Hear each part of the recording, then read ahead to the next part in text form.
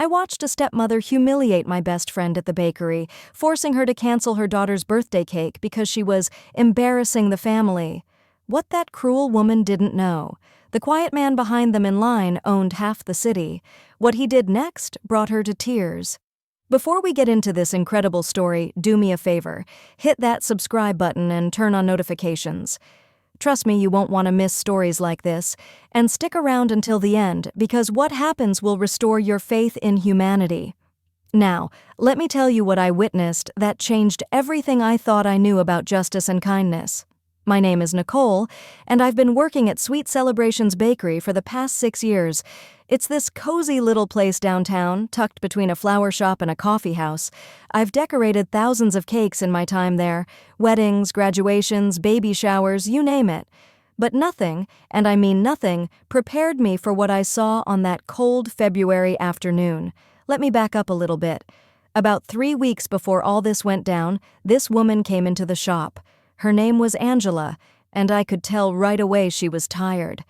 Not just regular tired, that bone-deep exhaustion that comes from working yourself to the ground. She had on these worn-out sneakers and a jacket that had seen better days, but her smile was genuine when she walked up to my counter. She told me her daughter Brianna was turning 10, and she wanted to make it special. She'd been saving for months, putting aside $5 here, $10 there, whatever she could spare from her paychecks. Angela worked as a nurse at Memorial Hospital, pulling night shifts and double shifts whenever she could get them. On weekends, she picked up hours at a retail store just to make ends meet. Single mother, doing everything on her own. When she showed me a picture of Brianna on her phone, I saw this beautiful little girl with the brightest smile and these big, hopeful eyes. Angela told me her daughter loved butterflies more than anything in the world. So we designed this modest but absolutely beautiful 2-tier cake with delicate sugar butterflies cascading down the sides. Nothing extravagant, but made with love and care. The total came to $175, and I watched Angela count out $50 for the deposit with hands that trembled slightly. This cake represented everything she could give, every sacrifice she'd made. I remember thinking how lucky Brianna was to have a mother who loved her that much. Angela left that day with the biggest smile on her face, and I promised her we'd make her daughter's cake perfect. I had no idea that a week later, my heart would break watching that same woman walk out of my bakery in tears. It was the following Saturday, around 2 in the afternoon. The shop was moderately busy, not packed, but steady. Angela came in still wearing her nurse scrubs. She'd come straight from a night shift at the hospital. Her eyes had dark circles under them, but she was excited to finalize the details on Brianna's cake. We were talking about what message to write on top when the door chimed, and this couple walked in. The man was tall, well-dressed in an expensive suit, looking like he'd rather be anywhere else. The woman with him was dripping in designer everything: handbag that probably cost more than my monthly rent, jewelry that caught the light with every movement, heels that clicked sharply against our tile floor. I noticed Angela's whole body went stiff. She turned slightly away, like she was hoping they wouldn't see her, but luck wasn't on her side that day. The woman's eyes landed on Angela, and I swear I saw something almost gleeful flash across her face. "Oh my God, Malcolm, look who's here," she said loudly enough for everyone in the bakery to hear. Her voice had this fake surprise to it, like she was thrilled to run into an old friend. But the tone underneath? Pure venom. The man, Malcolm apparently, looked uncomfortable. He gave Angela this tight nod and said quietly, "Angela, how are you?" But the woman, who I later learned was named Veronica, wasn't about to let this moment pass. She walked right up to Angela with this smile that didn't reach her eyes and said in this condescending voice, "Angela, darling, what are you doing here? Oh wait, don't tell me. Is this about Brianna's birthday?" Angela tried to be polite. She straightened her shoulders and said calmly, "Yes, I'm just finalizing her cake order. Veronica, Malcolm." She acknowledged them both and tried to turn back to me, but Veronica wasn't done. Not even close. "How sweet," Veronica said, and I could hear the mockery dripping from every word. She leaned over to look at the design sketch on my counter, and her perfectly sculpted eyebrows rose dramatically. "Wait, this is what you're getting for her. How..." Modest. The way she said that last word made it sound like an insult. She turned to Malcolm and continued, loud enough for the other customers to hear. Honey, did you tell Angela about the real party we're throwing for Brianna next month? The princess party at the country club? We've ordered a 4-tier designer cake from that exclusive bakery in the Heights. It's going to be absolutely spectacular. I saw Angela's jaw clench, but she kept her composure. Malcolm looked like he wanted to disappear into the floor. He mumbled something like, Veronica, come on, we just came here to order the platter for your book club. But Veronica was on a roll. She'd found her target, and she was going for the kill. She circled around Angela like a predator, looking her up and down. You came here straight from work? In your scrubs? Oh, honey, you really should take better care of yourself. No wonder you look so exhausted. Then she glanced out the window at the parking lot. Is that your car? The Honda with the dented bumper?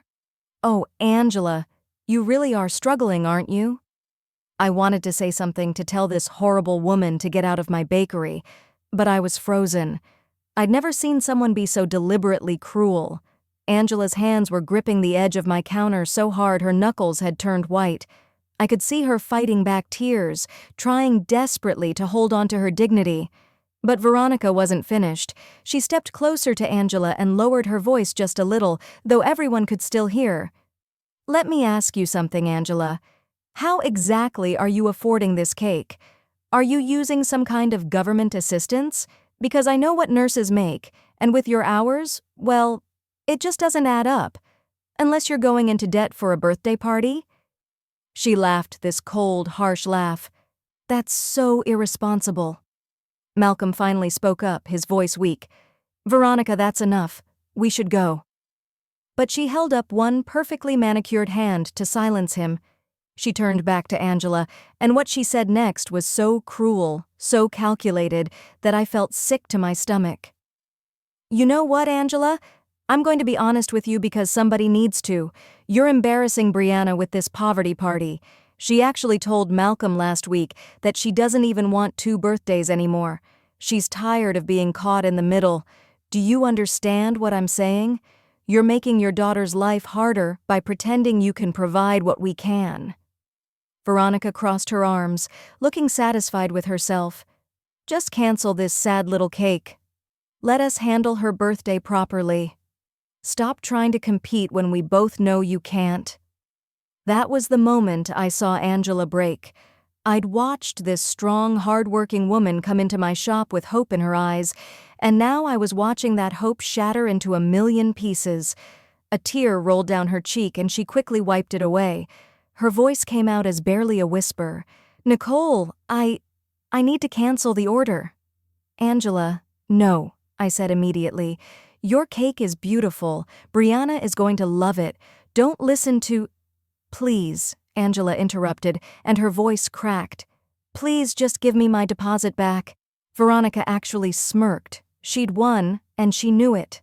She turned to Malcolm with this triumphant look and said, See, I told you. She understands. Malcolm wouldn't even look at Angela. He just stood there, spineless and silent, letting his new wife destroy the mother of his child. Angela grabbed the $50 I handed her with shaking hands and practically ran out of the bakery. I heard her sobbing as she pushed through the door.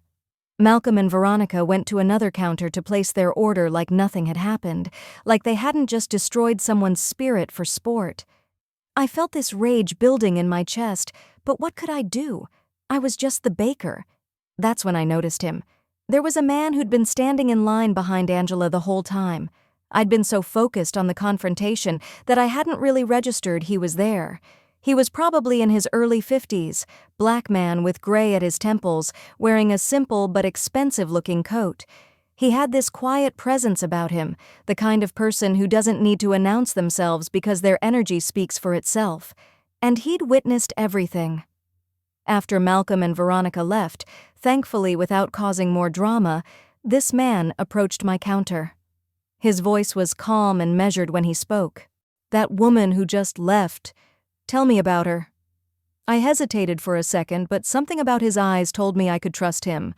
So I told him everything. About Angela working 2 jobs, about how she'd been saving for months, about the daughter who loved butterflies, about the cake that represented every sacrifice this mother had made. I told him how Angela always picked up extra shifts at Memorial Hospital, how other customers had mentioned seeing her at the retail store on weekends, looking exhausted but always smiling at customers. I told him this was supposed to be Brianna's special day, one day where Angela could give her daughter something magical despite all their struggles. The man listened without interrupting, nodding occasionally. When I finished, he pulled out his phone and made a quick call. I only heard bits and pieces, something about Memorial Hospital, checking employment records, verifying information. When he hung up, he asked me for Angela's full name and her daughter's birthday. Then he introduced himself. "My name is Trevor Ashford." I literally gasped. Everyone in the city knew that name. Trevor Ashford owned some of the most valuable real estate in the entire region: luxury hotels, commercial buildings, residential developments. He was one of those billionaires you read about in business magazines, and he was standing in my bakery asking about Angela. "I want you to reinstate her cake order," he said simply. "I'll pay for it, but I don't want her to know. Tell her there was a computer error, and her deposit actually covered the full amount." Before I could respond, he continued. "Actually, I want you to make a different cake, the best you can possibly create. 5 tiers, real edible butterflies, gold leaf accents, whatever makes it spectacular. Don't worry about the cost." I must have looked shocked because he smiled slightly. "I also need you to call Angela and tell her the cake will be delivered to an address I'm going to give you. Make up a reason. Tell her you're offering free delivery for select customers, whatever sounds believable. And Nicole?" He looked at me seriously. "Don't mention me at all." Over the next 3 days, Trevor came back to the bakery twice to check on the cake design and to arrange more details. He'd done his research on Angela. He even knew she was on the hospital's board commendations list for going above and beyond for patients. He'd learned that Brianna was on the honor roll at her school, that she volunteered at the animal shelter on weekends with her mom, that she wanted to be a veterinarian when she grew up. This man had taken a complete stranger's story and made it his mission to do something about it. But the cake was just the beginning. Trevor arranged for Brianna's entire birthday party to be held at his private estate. He had this gorgeous garden property on the edge of the city that was usually reserved for high society events. He hired caterers, party planners, a photographer, entertainment for the kids. He went through Brianna's school directory somehow and invited 30 of her classmates. The party was set for Saturday afternoon, 2 weeks away. And here's the brilliant part. Trevor had also invited Malcolm and Veronica to what he called a charity fundraiser at his estate. Same day, same time. Malcolm had apparently jumped at the chance to network with Trevor Ashford, dragging Veronica along. They had no idea about the birthday party. They had no idea they were about to walk into the most humbling moment of their lives. When I called Angela to tell her about the computer error and the free delivery, she cried on the phone. She kept saying, "Are you sure? Are you absolutely sure?" I felt terrible lying to her, but I knew the truth would be so much better than anything I could explain. I told her the cake would be delivered to the address Trevor had provided and that there might be a small gathering area available if she wanted to bring a few people. She was so grateful, so overwhelmed, that I had to fight back my own tears. The day of the party, I volunteered to help deliver the cake because I needed to see this. I needed to witness goodness winning for once.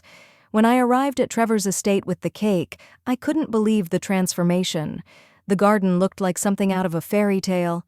There were butterfly decorations everywhere. Real monarchs had been released and were floating through the air. Tables were set up with beautiful linens. There was a dessert bar that looked like it belonged at a wedding, and there was even a small petting zoo for the kids. Angela arrived with Brianna, and I watched both of them stop dead in their tracks. Angela's hand flew to her mouth, and Brianna's eyes went wide as saucers. "Mama, is this for me?" Brianna whispered, like she was afraid speaking too loud would make it all disappear.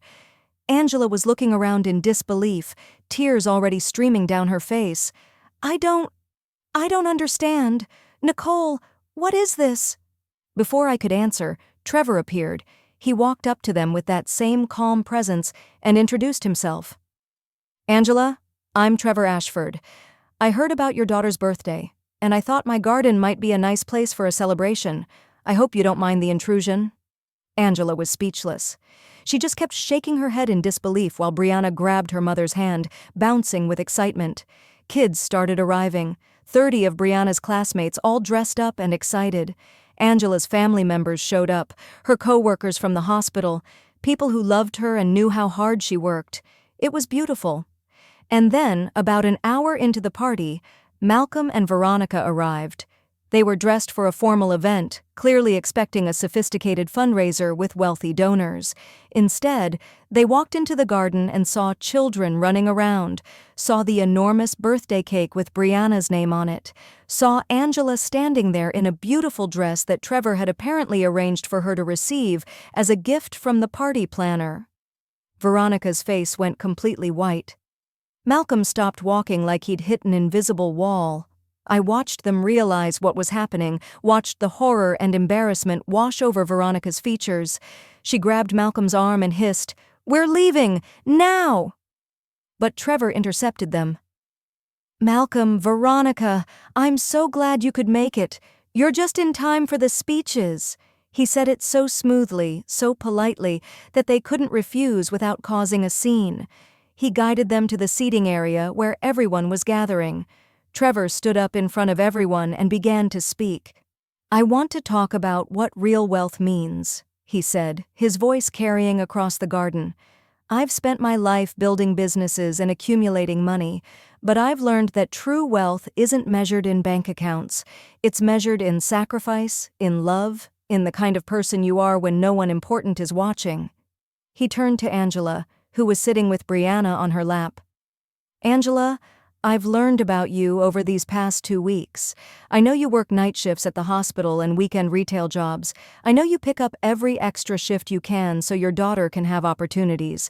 I know you've been putting aside money for months just to afford a birthday cake. I've also learned that you're one of the highest-rated nurses at Memorial Hospital, that your patients request you specifically, that you've saved lives with your quick thinking and dedication." Angela was crying openly now. Brianna hugged her mother tightly, and I could see the pride in that little girl's eyes. Trevor continued, "This party isn't charity. This is recognition. This is what you and your daughter deserve. Celebration, joy, and acknowledgement of all you've done. Brianna, your mother is a hero. Not because she's perfect, but because she never gives up on you." I glanced at Veronica, who looked like she wanted to sink into the ground. Malcolm had tears in his eyes, finally seeing what he'd abandoned, what he'd failed to protect. Brianna stood up and ran to the microphone. In her sweet 10-year-old voice, she said, "My mama is my hero. She works really hard, and she always makes sure I have everything I need. I love you, Mama." The applause was thunderous. Angela couldn't even stand up. She was overwhelmed with emotion. Veronica whispered something to Malcolm and tried to leave, but Malcolm stayed. He walked over to Angela after the speech and quietly said, "I'm sorry. I should have defended you. I should have been there." Angela just nodded, unable to speak. But Trevor had one more surprise. He announced that he was establishing a scholarship fund for Brianna, full ride through college, all expenses paid. The crowd erupted again. Then he turned to Angela. "I'm also offering you a position as the Director of Community Relations for the Ashford Foundation. You'd be working to help families in situations like yours, connecting them with resources and support. The salary is 3 times what you're making now, and the hours are reasonable so you can actually spend time with your daughter." Angela broke down completely. She was sobbing, laughing, overwhelmed with gratitude and disbelief. Brianna was jumping up and down, not fully understanding but knowing something amazing had just happened. I was crying too. I think everyone was. It was the most beautiful display of justice and kindness I'd ever witnessed. Malcolm and Veronica left shortly after, and honestly, I don't think anyone noticed or cared. I later heard through mutual connections that they divorced within 6 months. Malcolm started actually showing up for his daughter, fighting for custody time and being present in Brianna's life. He'd finally found his spine, apparently. Veronica just disappeared from their social circle, humiliated and defeated by her own cruelty. 2 months after the party, Angela invited me to lunch. She was thriving in her new position, and Brianna was flourishing with her mother's new schedule. Trevor had become a mentor to Brianna and a family friend to both of them. Angela told me that Brianna talks about that birthday party all the time, calling it the most magical day of her life. But more than that, Angela said her daughter learned something important that day, that kindness exists, that cruelty doesn't always win, and that there are people in the world who will stand up for what's right. I think about that day a lot, about how one person's decision to act instead of looking away changed everything. Trevor could have walked out of my bakery and forgotten what he saw. He could have thought, "That's terrible," and moved on with his life. But he didn't. He chose to do something about injustice. He chose kindness over indifference.